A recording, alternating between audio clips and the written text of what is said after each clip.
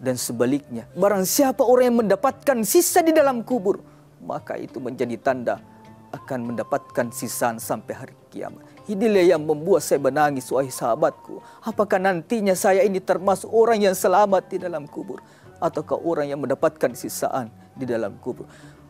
Jamaah pemirsa TV-an yang dirahmati Allah, ini bisa dijadikan sebagai renungan buat kita untuk selalu mendapatkan semangat untuk melakukan sholat 5 waktu, agar nantinya kita dihindarkan dari sisaan api neraka. Kemudian kemuliaan yang ketiga, kita dapatkan orang yang menjaga sholat 5 waktunya. Wa yu'ti'illah kitabahu biyabidi. Dia akan mendapatkan kitab amalnya dengan tangan kanannya. Ketika kita mendapatkan kitab amal atau buku amal kita dengan tangan kanan, itu menandakan kita dimasukkan surga Allah Subhanahu wa taala.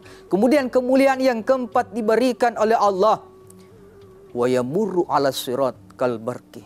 Dia akan melewati satu titian seperti kilat, seperti cahaya. Kemudian yang kelima dia dapatkan wa yadkhulul jannata bighairi hisab. Dia akan dimasukkan surga Allah Subhanahu wa taala tanpa hisab, tanpa ditanya. Makanya orang yang menjaga salat 5 waktunya, kata Rasulullah, as-salatu biftahul jannah. Salat itu adalah kunci surga.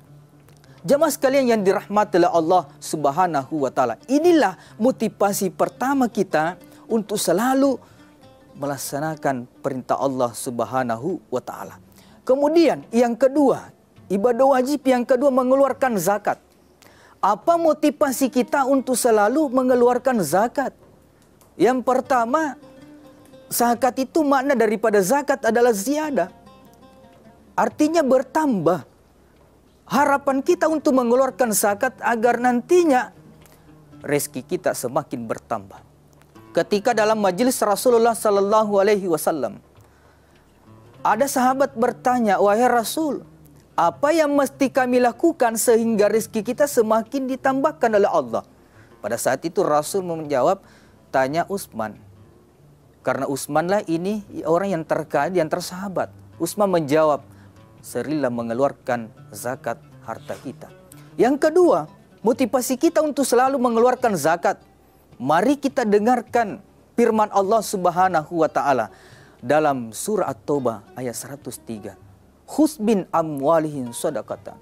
Ambillah dari harta mereka untuk dizakatkan. Apa tujuannya zakat itu? Witakhirhum wa tuzakkihim biha. Untuk membersihkan lagi, menyucikan. Jadi tujuan daripada zakat itu untuk membersihkan harta yang kita miliki. Untuk membersihkan diri kita ini. Itulah hikmah daripada mengeluarkan zakat. Sehingga memotivasi kita untuk selalu mengeluarkan zakat. Kemudian yang ketiga, motivasi kita untuk selalu melaksanakan ibadah di sisi Allah. Termasuk amalan sunnah, yakni bersedekah. Apa motivasi kita untuk selalu bersedekah di jalan Allah Subhanahu wa taala? Pertama, firman Allah Subhanahu wa taala di dalam Al-Qur'an, surah Al-Baqarah ayat 261. Madhalul ladzina yunfikuna amwalahum fi sabilillah. Perumpamaannya orang menginfakkan hartanya di jalan Allah. Kamazali habbatin ambatas sab'ah sanabila fi kulli sumbulatin mi'atu habbah. Diibaratkan orang yang menanam satu biji yang dia tanam akan tumbuh memiliki 7 tangkai. Dan setiap tangkainya 100 buahnya. Coba bayangkan, Masya Allah, orang yang mengeluarkan zakatnya, orang yang berimpak, 1000 kita infakkan, maka akan dibalas oleh Allah Subhanahu wa taala menjadi 700 kali lipat. Wallahu yudha'ifu liman yasha. Bahkan bisa lebih banyak daripada itu. Bisa 1000 saja kita infakkan, dibalas oleh Allah Subhanahu wa taala menjadi jutaan, menjadi 100 juta, menjadi miliaran.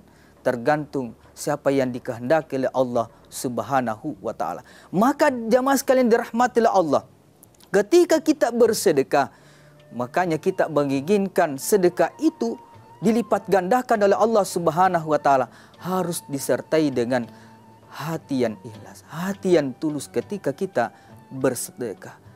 Jamaah pemirsa TV One dimanapun Anda berada. Kemudian apalagi hikmah daripada orang yang selalu bersedekah? Yang kedua ini adalah kita dihindarkan, dijauhkan dari penyakit. Ketika Rasulullah Sallallahu Alaihi Wasallam ditanya, wahai Rasul, apa yang mesti kita lakukan sehingga dijauhkan dari penyakit oleh Allah Subhanahu Wa Taala? Rasulullah Sallallahu Alaihi Wasallam menjawab, seringlah bersedekah. Dawu mardakum bisedekah. Obatilah orang yang sakit di antara kalian dengan sedekah. Jadi orang yang selalu bersedekah, insya Allah akan dijauhkan dari penyakit oleh Allah Subhanahu Wa Taala. Kalaupun ada penyakit yang diberikan oleh Allah, maka penyakitnya itu menjadi penebus dosa. Maka inilah memotivasi kita untuk selalu bersedekah agar nantinya kita dijauhkan dari penyakit-penyakit oleh Allah Subhanahu Wa Taala. Kemudian apalagi hikmah daripada sedekah ini? Tentunya insya Allah kita akan dijauhkan dari bala oleh Allah Subhanahu Wa Taala. Orang yang rajin bersedekah maka akan dijauhkan dari musibah-musibah yang akan diberikan oleh Allah Subhanahu Wa Taala.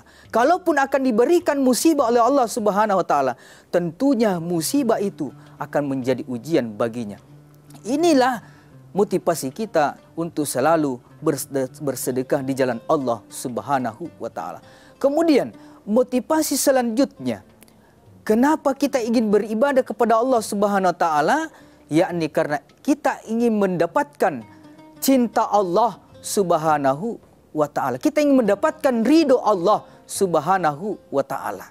Yang namanya ridho Allah Subhanahu Wa Taala, kita akan menginginkan kerelaan Allah. Kita menginginkan ibadah yang kita lakukan diterima di sisi Allah Subhanahu Wa Taala.